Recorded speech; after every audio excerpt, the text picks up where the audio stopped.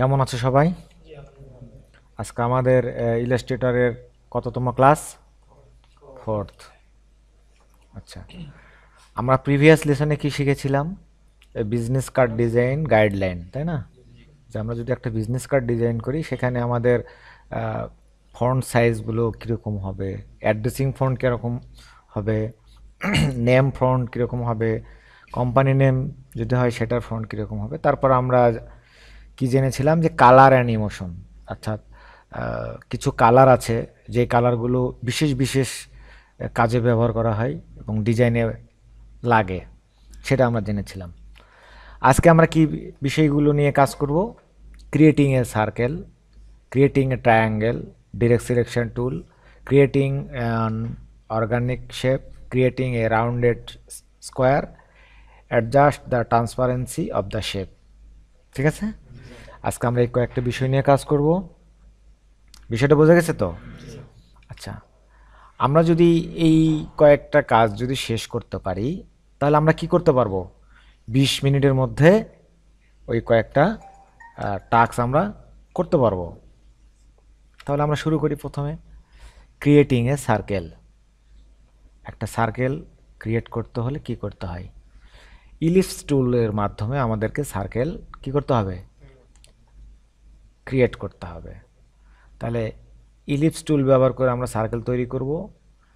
সেই সাথে আমরা এই টুলটা যখন ব্যবহার করব শিফট এবং অল্ট কি ব্যবহার করব।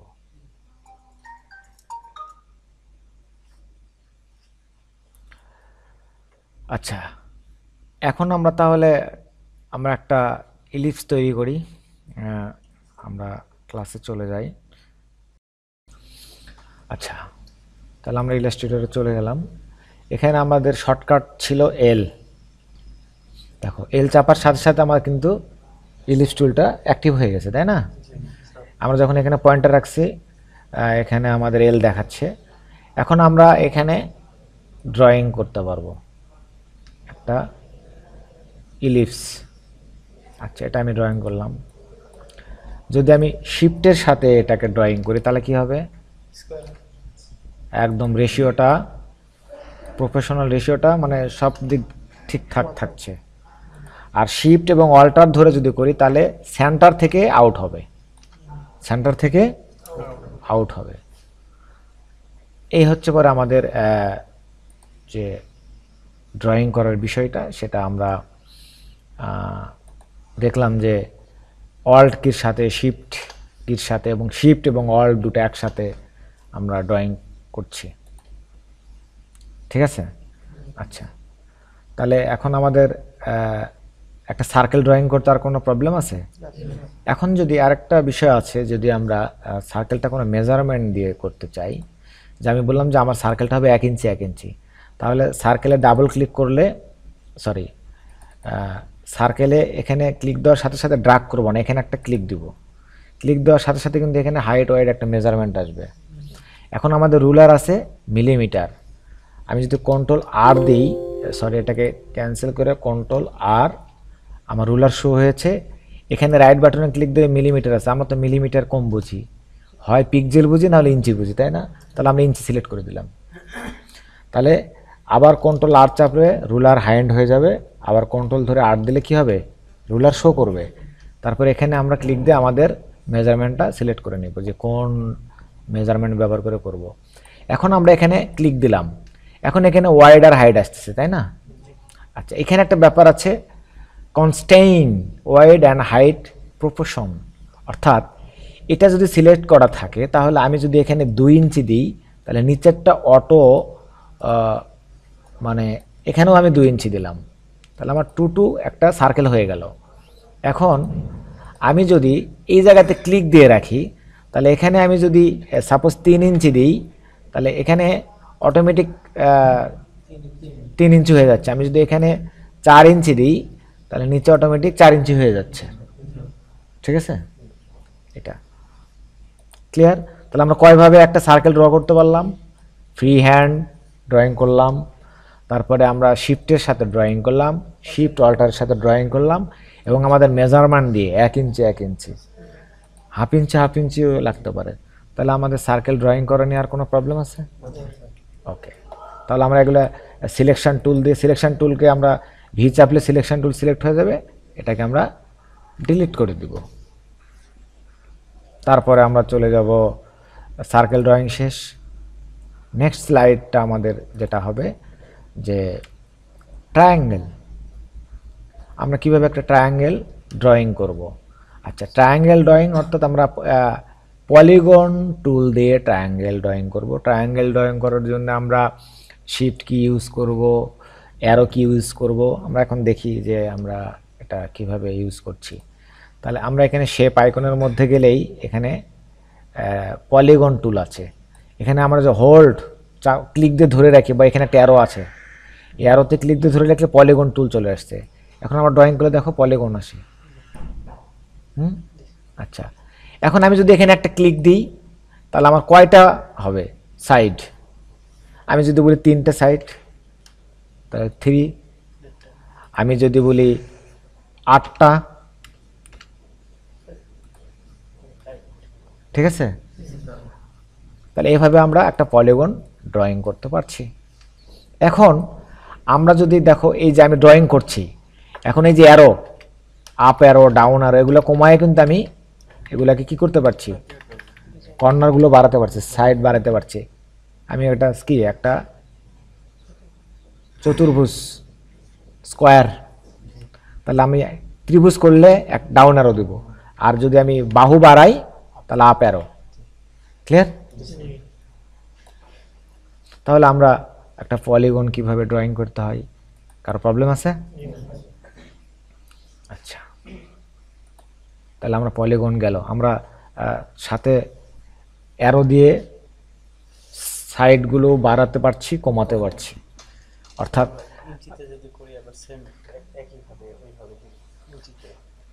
হ্যাঁ, আমরা যদি বলি যেটা একটা ইয়ে হবে, এখানে ক্লিক দিব, এখানে কত ইঞ্চি হবে সেটা রেডিয়াসটা বলে দেবো, যে আমাদের রেডিয়াস হবে 2 ইঞ্চি। জাস্ট এখানে ক্লিক দিয়ে, সেটা ড্রাগ না। ওকে, তারপরে আমরা চলে যাব ট্রায়াঙ্গেলের পরে ডিরেক্ট সিলেকশন টুল। এইটা একটা টুল, এই টুলটা আমাদের অনেক বহুল ব্যবহৃত একটা টুল। এই টুলের অনেক কাজ আছে। কি কাজ আছে? যে আমরা একটা শেপের ইন্ডিভিজুয়ালি রিশেপ করার জন্য, একটা শেপকে ইন্ডিভিজুয়ালি অ্যাঙ্কার পয়েন্ট দ্বারা রিশেপ করার জন্য আমরা এটা ব্যবহার করব। ক্লিয়ার? সেগমেন্টকে আলাদা করার জন্যে, সেটাকে রিশেপ করার জন্যে, রিপাথ করার জন্যে, ঠিক আছে? অ্যাডিশনাল অ্যাঙ্কার পয়েন্ট যুক্ত করতে পারি। তাহলে আমরা ডিরেক্ট সিলেকশন টুল দিয়ে একটু কাজ দেখি, যেটা আসলে কি কাজ। প্রথমে আমরা ইলাস্ট্রেটরে চলে গেলাম। আমরা এখন এগুলো সব ডিলিট করে দিলাম। আমি এখান থেকে একটা আবার ইলিপস ড্র করলাম। আমি সাপোজ একটা এগ ড্র করতে চাই, এগ। আচ্ছা, এখন এটা সিলেকশন করা অবস্থায় এগুলাকে কি বলা হচ্ছে? এগুলা পাত, আর এই যে এই ছোট ছোট যেগুলা রেক্টাঙ্গল, এগুলোকে বলা হয় অ্যাঙ্কার পয়েন্ট। কি? Anchor point. এগুলোর নাম হচ্ছে পরে অ্যাঙ্কার পয়েন্ট। এগুলো এই যে এখানে এই যে এগুলো অ্যাঙ্কার পয়েন্ট।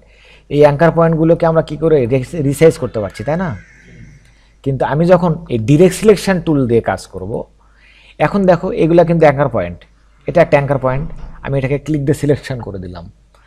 এখন ইচ্ছা করলে আমি এখানে অ্যারো দিয়ে এটাকে উপরে নিতে পারছি। হ্যাঁ, আবার ডিরেক্ট সিলেকশন টুল দিয়ে এইটাকে সিলেকশন করলাম, এটা উপরের দিকে নিয়ে যাচ্ছে পারছি। তার মানে একটা ডিমের মতো হয়ে গেল, তাই না? তো এই যে এটাকে শেপকে আমরা কি করলাম? রিশেপ। আমি যদি আবার একই কাজটা দেখাই, এটা আমি ডিরেক্ট সিলেকশন টুল দিলাম, দিয়ে আমি এই দুইটা অংশকে একবারে সিলেকশন করে দিলাম। দেওয়ার পরে আমি এটাকে নিচের দিকে নিয়ে আসলাম। এটা কি ডিমের মতো লাগে? অর্গানিক একটা শেপ। আমার ছেলে ওভাল, আমি তৈরি করলাম ডিম, ঠিক আছে?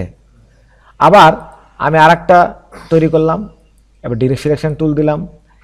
এখানে ডিরেক্ট সিলেকশন টুল দেওয়ার পরে এই যে একটা হ্যান্ডেল দেখা যাচ্ছে না, এই হ্যান্ডেল দিয়েও কিন্তু আমি এটাকে কমাইতে বাড়াইতে পারি, ঠিক আছে? এই হ্যান্ডেলটাকে আমি এটাকে দিয়ে যেদিক থেকে বাড়ালাম, এটাকে দিয়ে এদিকে বাড়ালাম, তারপর আবার এটা সিলেকশন করলাম, এই হ্যান্ডেল দিয়ে আমি এদিকে বাড়ালাম, এই হ্যান্ডেল দিয়ে আমি ড্রাগ করে এদিকে বাড়ালাম। এই যে আমার শেপগুলোকে আমি যে রিশেপ করতে পারছি, এটা হচ্ছে পরে আমাদের ডিরেক্ট সিলেকশন টুলের কাজে জন্য। আমি এখন একটা রেক্টাঙ্গল ড্র করবো, আমি এগুলো ডিলিট করে দিলাম। আমি একটা রেক্টাঙ্গল ড্র করলাম, এখানে ফিল কালার আছে, এই ফিল কালারটা আমি নান করে দিলাম। স্ট্রোক কালার ব্যবহার করব, এখান থেকে আমি স্ট্রোক কালার রেড ব্ল্যাক ব্যবহার করলাম। হ্যাঁ, আচ্ছা, এখন এটা কি হলো, এখন যদি এটাকে আমি ডিরেক্ট সিলেকশন দিয়ে সিলেক্ট করি, এখন এখানে একটা পয়েন্ট, এখানে একটা পয়েন্ট, এখানে একটা পয়েন্ট, তাই না? আচ্ছা, এখন আমি যদি বলি যে এইটা সিলেকশন করলাম, ডিরেক্ট সিলেকশন টুল দিয়ে ক্লিক করা হয়েছে, এখন আমি শুধু এই মাথাটাকে বড় করে দিব, আবার এই মাথাটাকে অ্যারো দিয়ে ডাউন আরো চাপবো, ছোট হয়ে যাবে। এখন যদি আমি বলি যে আমি কন্ট্রোল জেড করে আগের অবস্থায় নিয়ে গেলাম, আমি ডিরেক্ট সিলেকশন টুল দিয়ে দুটাই সিলেকশন করে দিলাম।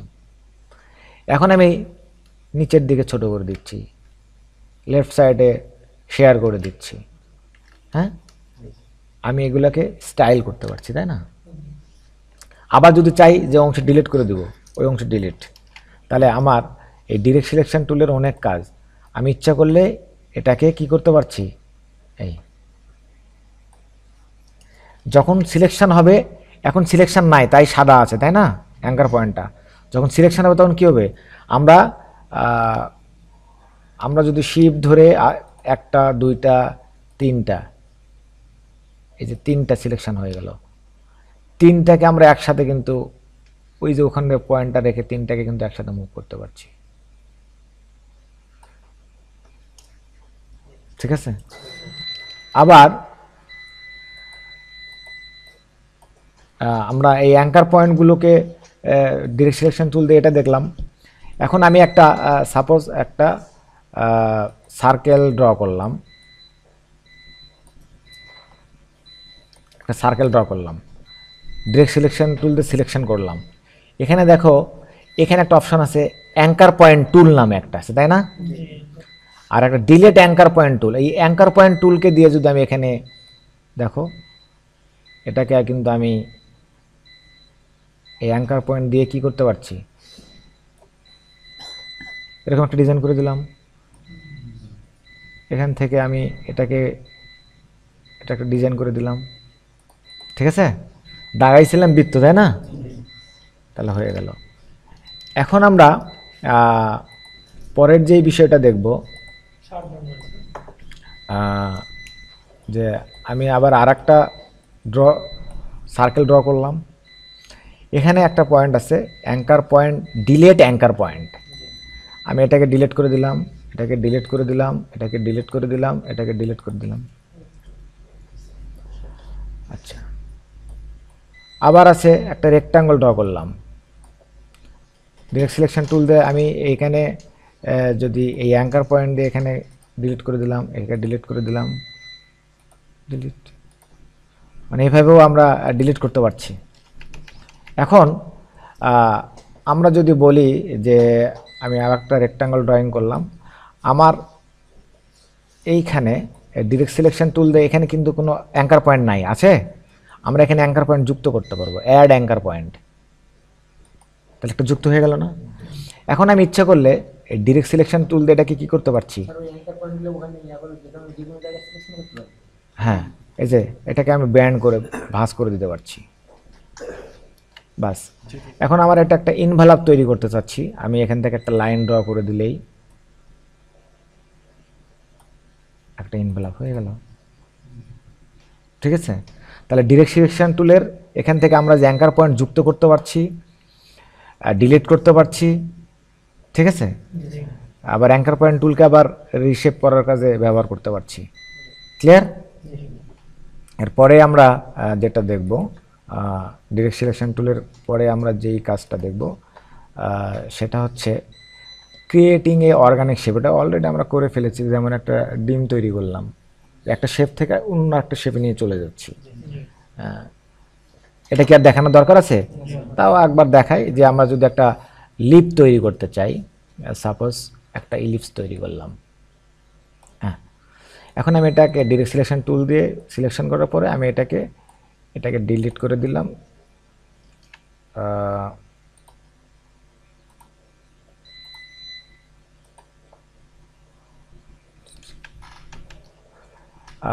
এটাকে না, আমি অ্যাঙ্কার পয়েন্ট টুল দিয়ে এটাকে ক্লিক দিলাম, এটাকে ক্লিক দিলাম, একটা পাতা হয়ে গেল। পাতা হয়েছে না? এটাকে আমি এখন কালার দিলে তো আমার ফিল কালার যদি দিয়ে দিই এখানে একটা, এই যে অর্গানিক একটা শেপ তৈরি হয়ে গেল। আমি এটা লাইন কালারটাকে এখানে আমরা যদি ক্লিক দিয়ে দিই, সরি লাইন কালার থাকবে না, ফিল কালার থাকবে। এটা হচ্ছে একটা অর্গানিক শেপ। তখন আমরা এখন একটা পাতা তৈরি করলাম, তখন একটা তৈরি করছিলাম এগ। ক্লিয়ার? তারপরে আমরা নেক্সট যে বিষয়টা নিয়ে কাজ করব, রাউন্ডিং স্কোয়ার। একটা স্কোয়ারকে আমরা কিভাবে রাউন্ড করব, ঠিক আছে? এই নোট তোমরা পেয়ে যাবা। আমি এখন ইলাস্ট্রেটরে যাই, এখান থেকে আমি এই যে একটা রেক্টাঙ্গল ড্র করলাম। ড্র করার সাথে সাথে এই যে এখানে দেখো রাউন্ড কিছু পয়েন্ট আছে, এগুলোতে ক্লিক করলে কি হচ্ছে? আমি যদি এটাকে এটা বন্ধ করে দিই আর এটাকে আমি ফিল কালার ব্ল্যাক করে দিলাম, হ্যাঁ, আচ্ছা, এখন আমরা কর্নারটা রাউন্ড হচ্ছে। আমি যদি বলি শুধু এই একটা কর্নারকে করে দিলাম, এভাবে আমরা রাউন্ড কর্নার দিয়ে কাজ করতে